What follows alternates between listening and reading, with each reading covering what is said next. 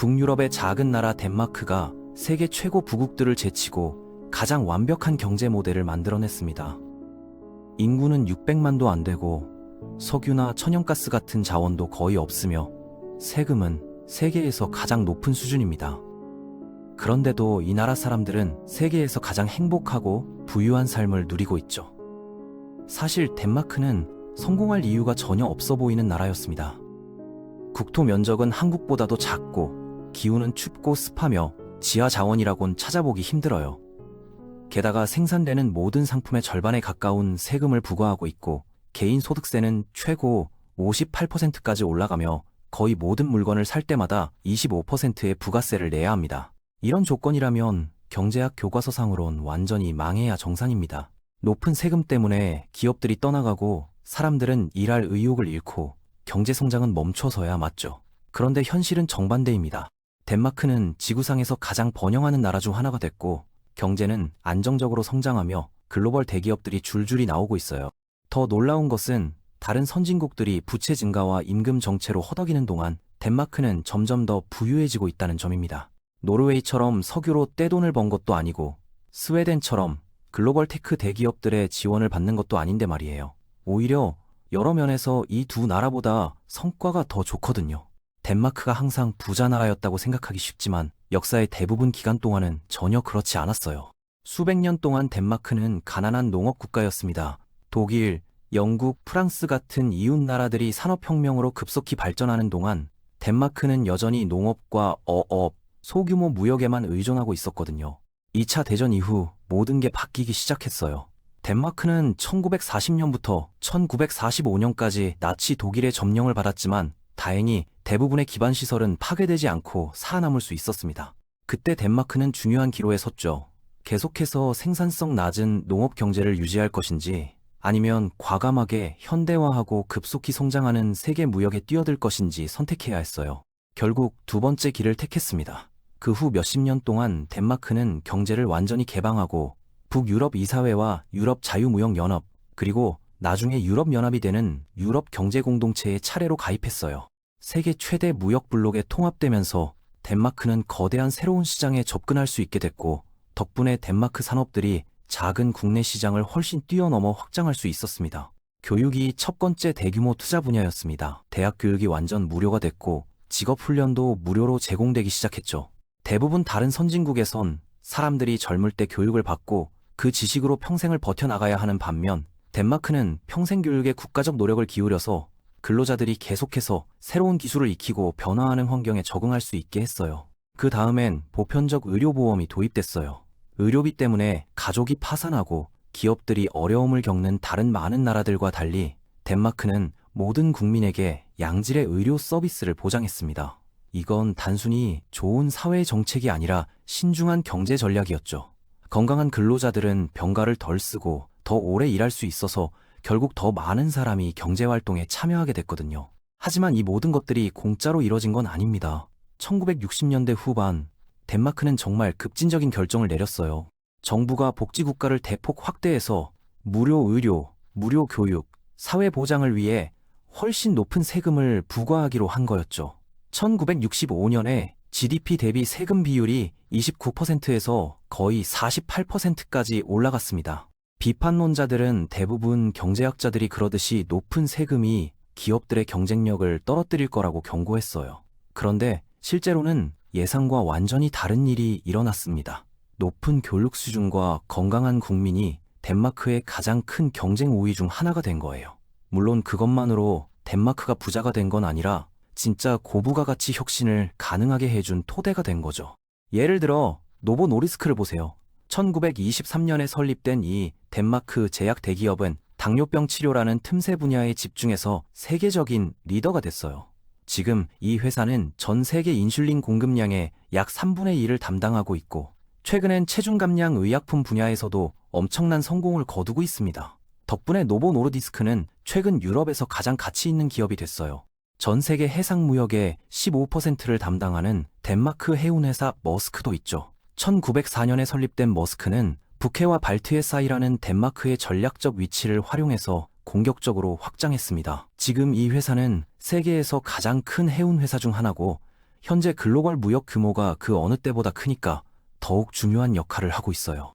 그리고 바람이 있습니다. 1970년대에 대부분 국가들이 화석연료 사용량을 2배로 늘리는 동안 덴마크는 독특한 도박을 걸고 풍력 발전에 투자했어요.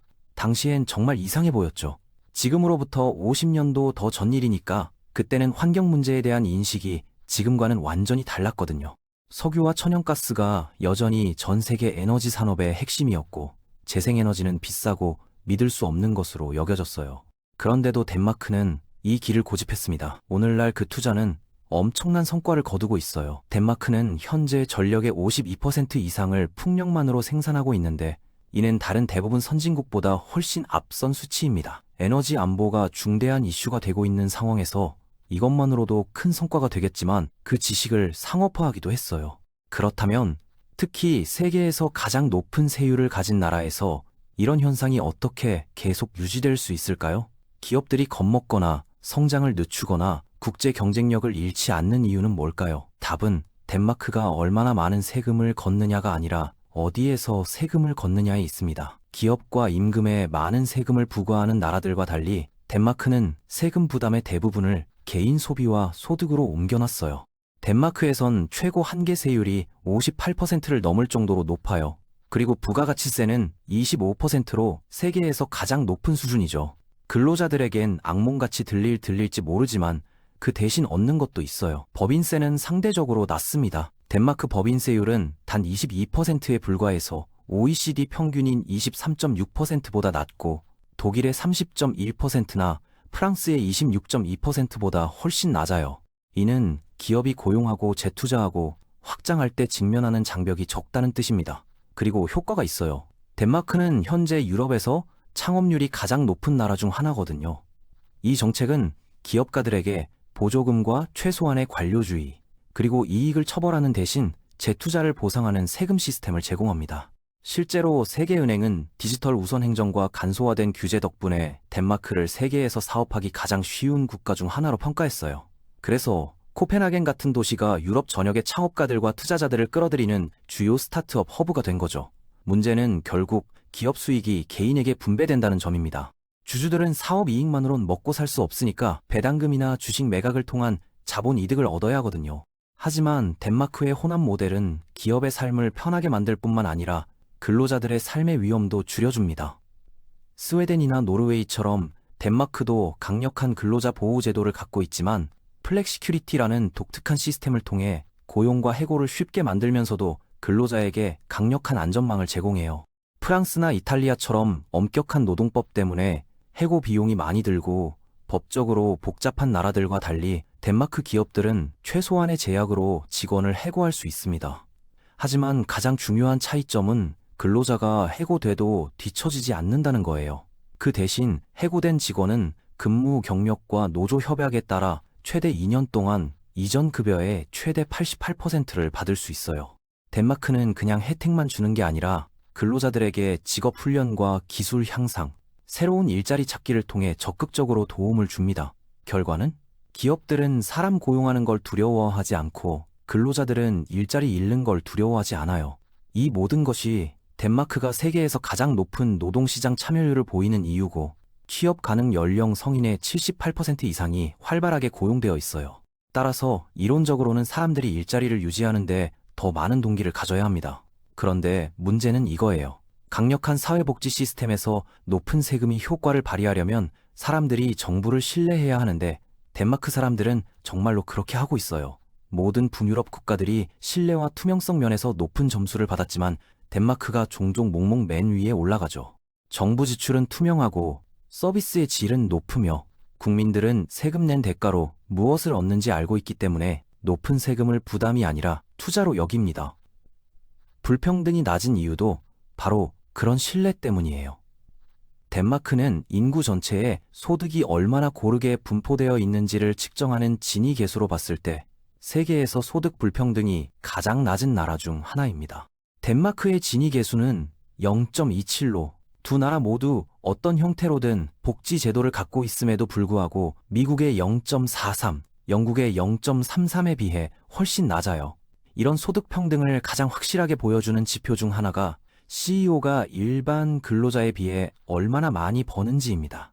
덴마크 CEO들은 보통 평균 근로자의 62배를 버는데 미국에선 295배에 가깝거든요.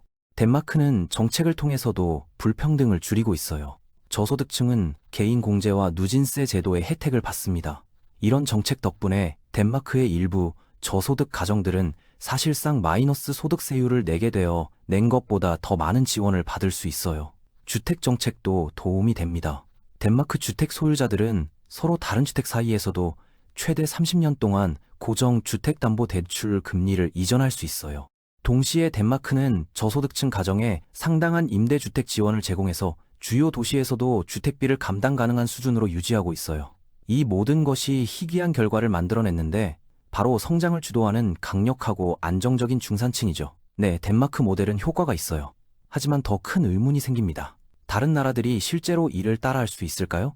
덴마크는 대부분 나라가 갖지 못한 장점들을 갖고 있어요. 그중 하나가 바로 크기입니다. 덴마크 인구는 단 580만 명에 불과해서 복잡하고 다양한 인구를 통치하지 않고도 높은 신뢰도와 높은 세금 경제를 유지할 수 있을 만큼 작아요. 이를 인구 3억 5천만 명의 미국이나 인구 8,300만 명의 독일과 비교해보세요. 작은 나라일수록 더 빠르게 움직일 수 있고 관리하기 쉬우며 공공 서비스를 조정하기 간단하고 문제가 생겼을 때 정책을 수정하기도 더 쉽죠. 덴마크가 세계에서 가장 동질적인 국가 중 하나라는 점도 도움이 되고 있어요. 인구의 85% 이상이 덴마크계이며 대부분 공통된 문화적, 역사적 배경을 공유합니다. 경제학자들은 당연한 이유로 이 말을 하는데 조심스러워하지만 작고 비슷한 집단이 신뢰의 기반을 만드는 것은 인간의 본성이고 특히 세금 같은 문제에서는 더욱 그래요.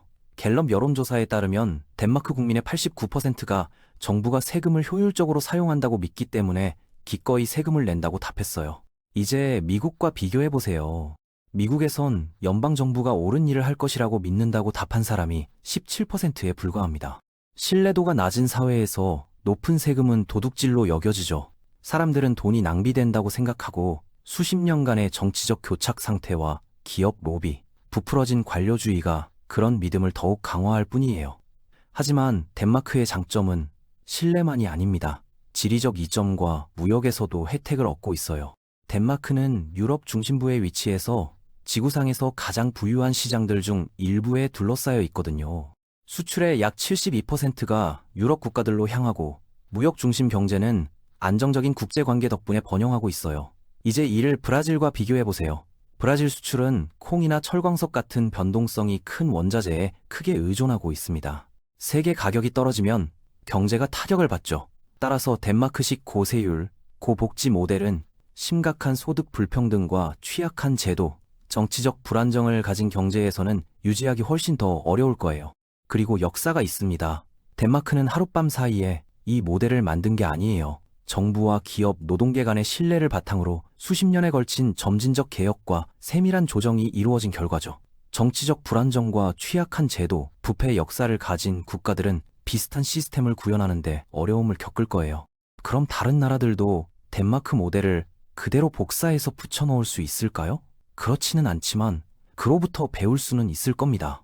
가장 큰 교훈 중 하나는 세금이 올바르게 설계되어 있다면 높은 세금이 자동으로 경제를 망가뜨리지 않는다는 거예요. 많은 나라들이 기업과 임금에 지나치게 많은 세금을 부과해서 고용과 확장을 방해하고 있어요. 예를 들어 프랑스에선 고용주가 임금 외에 사회보장 기여금으로 47% 이상을 지불하는데 이 때문에 고용 비용이 높아지고 일자리 창출이 둔화되며 실업률이 높아집니다. 덴마크는 법인세와 임금세를 낮게 유지하는 대신 소득세와 배당세를 부과해서 이 문제를 피하고 있어요. 또 다른 중요한 교훈은 장기적 생산성에 투자하면 결국 보상받는다는 점입니다. 덴마크는 GDP의 약 6.2%를 교육에 지출해서 인력의 고도 기술을 유지하고 있어요. 또한 GDP의 3.1% 이상을 연구개발에 투자해서 세계에서 가장 혁신을 주도하는 경제 중 하나가 됐죠. 이탈리아와 비교해보면 교육의 4.1%, 연구개발의 1.5%만 투자하는데 놀랍지 않게도 이탈리아는 생산성 정체와 산업 기반 축소로 어려움을 겪고 있어요. 결론적으로 덴마크처럼 사람과 혁신에 투자하는 것이 지속 가능한 경제 성장의 핵심이라는 거죠. 마지막으로 노동시장 유연성이 중요해요. 경직된 노동법이나 높은 실업률로 고생하는 국가들의 경우 일자리 보호와 사업 유연성 간의 균형을 찾는 것이 더 높은 경제 성장을 달성하는 열쇠가 될 수 있거든요. 하지만 문제는 덴마크조차 어려움에 직면하고 있다는 점이에요. 1980년대 이후 덴마크의 인구 증가는 거의 모두 이민 때문입니다. 가족을 만드는 사람들에게 주어지는 모든 지원에도 불구하고 여전히 많은 사람이 그렇게 하지 않고 있어요. 이민은 인력 부족과 의료, 건설, 서비스업 부족을 메우는 데 도움이 됐지만 덴마크 복지 모델의 미래에 대한 불편한 의문을 제기했어요. 연구에 따르면 저숙련 이민자들은 실업률이 높고 세금 납부액이 적어서 장기적 지속 가능성에 대한 우려가 생기고 있거든요. 이에 대응해서 정부는 혜택을 더 조건부로 만들었고 새로운 사람들은 더 엄격한 거주와 취업 요건을 충족해야 하며 덴마크는 장기 지원보다 통합과 취업을 우선시하는 일자리 우선 접근법을 채택했어요. 동시에 이 나라는 여전히 핵심 산업을 지원하기 위해 숙련된 이민에 의존하고 있어서 새로운 균형을 찾아야 합니다. 모든 선진국과 마찬가지로 덴마크도 인구 고령화 문제로 고생하고 있습니다.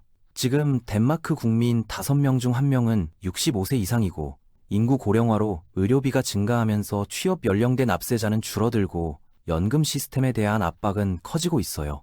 이는 모든 복지국가의 심각한 시험이 될 거예요. 하지만 덴마크의 진짜 강점은 바로 여기에 있습니다. 바로 적응 능력이에요. 덴마크는 이미 퇴직 연령을 점진적으로 70세로 올리고 있고 이를 평균 수명과 연동해서 시스템을 지속 가능하게 유지하고 있어요.